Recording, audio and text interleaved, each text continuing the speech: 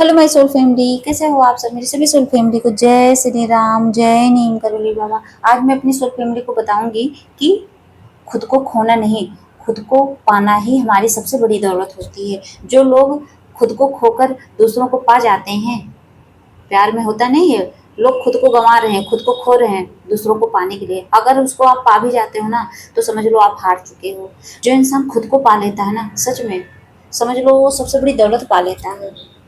तो आज मैं इन सब का असली मतलब समझाऊंगी आपको कि खुद को पाना क्या होता है, खुद को खोना क्या होता है। तब आप अच्छे से समझ पाओगे और आप भी खुद को पाने की कोशिश करोगे। वरना तो सब भटके पड़े हैं।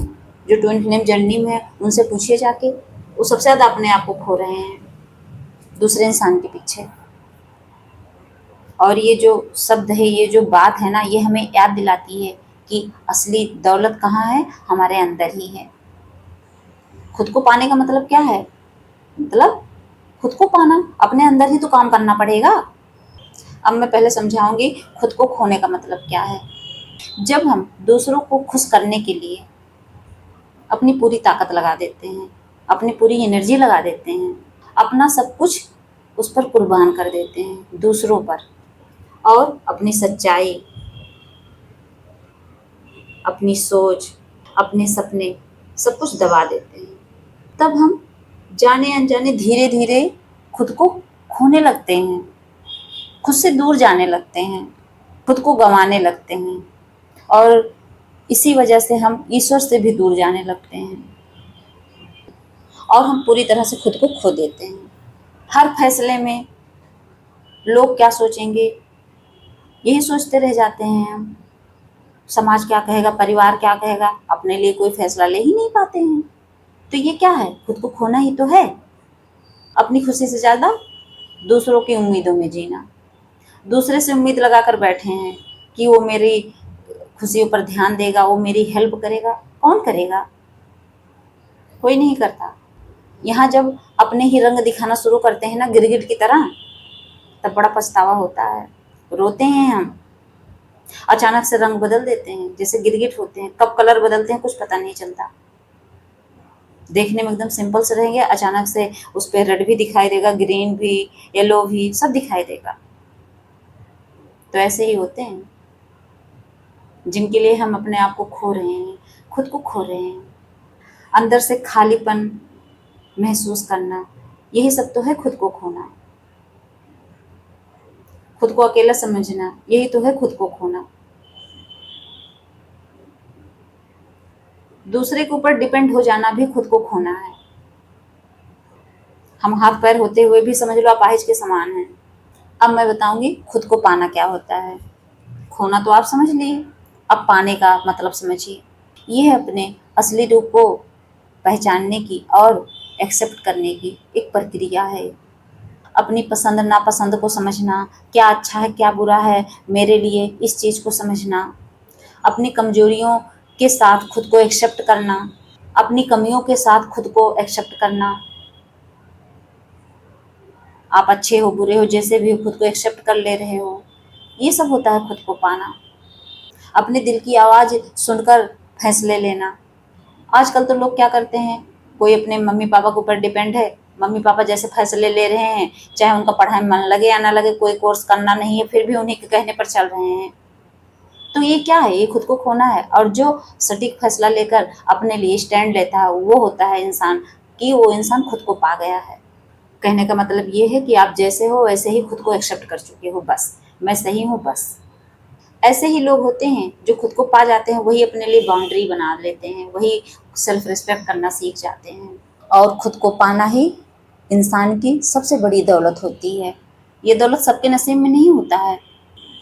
90% समझ लीजिए दुनिया क्या करती है, खुद को खोकर जी रही है। 10% ऐसे हैं जैसे संत महात्मा, ऐसे लोग हैं जो खुद को पाकर जी रहे हैं। पैसा, नाम, रिश्ते सब बदल जाते हैं समय के साथ, लेकिन जो इंसान खुद को पा लेता है उसको अंदर से शांति मिलती है, उसका आत्मविश्वास बढ़ता है। और ऐसे इंसान जो खुद को पा लेते हैं, वो किसी भी सिचुएशन से टूटते नहीं हैं, बल्कि वो सीखते हैं। बुरी से बुरी कंडीशन हो जाए उनकी, कितने भी दुख आए उनकी लाइफ में, ऐसे लोग क्या करते हैं, उस चीज़ से सीखते हैं, ना कि टूटते हैं। और असली फ़र्क क्या है? खुद को खोना मतलब दूसरों के हिसाब से जीना, और खुद को पाना मतलब अपनी सच्चाई के साथ जीना। एक छोटा सा एग्जाम्पल दूंगी इसको अच्छे से समझाने के लिए। मान लीजिए कोई इंसान है, आप हम कोई भी हो, कोई मेल फीमेल कोई भी हो सकता है। मान लीजिए वो कोई करियर चुनता है, किसकी खुशी के लिए? अपने परिवार की खुशी के लिए, क्योंकि वो करियर, वो जॉब उनके परिवार को पसंद था। कोई इंसान है जो अपने परिवार की खुशी के लिए वो जॉब कर लिया, ठीक, लेकिन उसका मन वहाँ नहीं लग रहा है और वो धीरे धीरे उदासीन हो रहा है, मतलब उसके अंदर की जो खुशियां हैं वो गायब हो रही हैं। वो सफल तो हो गया लेकिन खुश नहीं है, क्योंकि उसको वो पसंद ही नहीं था। वो तो दूसरों की खुशी के लिए गया है वहाँ, अपने मम्मी पापा की खुशी के लिए वो जॉब कर रहा है, उसको तो नहीं पसंद था। मतलब कहीं ना कहीं उस पर वहाँ प्रेशर है। अब ऐसे सिचुएशन में क्या बोला जाएगा उसे? इसका मतलब ये है कि उसने खुद को खो दिया है, उसी को कहते हैं खोना। लेकिन अगर वही इंसान अपने दिल की आवाज़ सुनकर अपनी राह चुनता है, अपने लिए स्टैंड लेता है, भले ही वो रास्ता एकदम कठिन हो, फिर भी उसको वहाँ मज़ा आ रहा है, वहाँ सुकून मिल रहा है, वहाँ उसे खुशी मिल रही है। और ये रास्ता होता है, ये स्टैंड लेना ही कहा जाता है कि इंसान खुद को पा लिया है, क्योंकि वहाँ उसने अपनी खुशी के लिए स्टैंड लिया है, तो खुद को पा ही लेगा। तो आप समझ गए होंगे कि खोना और पाने में क्या अंतर होता है। और एक बात अच्छे से समझ लो, जो इंसान खुद को पा लेता है ना, तो उसके पास दुनिया की सारी कमियां हो, कुछ भी ना हो उसके पास, कोई भी चीज़ ना हो, लेकिन वो कभी गरीब नहीं रहता है, उसको कोई गरीब नहीं कह सकता। जो इंसान खुद को पा लेता है ना, वो दुनिया का सबसे अमीर इंसान बन जाता है। उसके पास चीज़ें हो या ना हो, इंसान कहेगा बड़ा गरीब हो, लेकिन वो गरीब नहीं रहता है, उसने खुद को पा लिया है। उससे ज़्यादा उसको क्या चाहिए? उसको बाहरी चीज़ों से कोई मतलब ही नहीं है, वो हर चीज़ों से डिटैच हो चुका है। और ऐसे ही लोग, सच में ऐसे ही लोग जो होते हैं ना, वही भगवान के करीब जा पाते हैं, वही भगवान के अच्छे भक्त और सच्चे भक्त बनते हैं।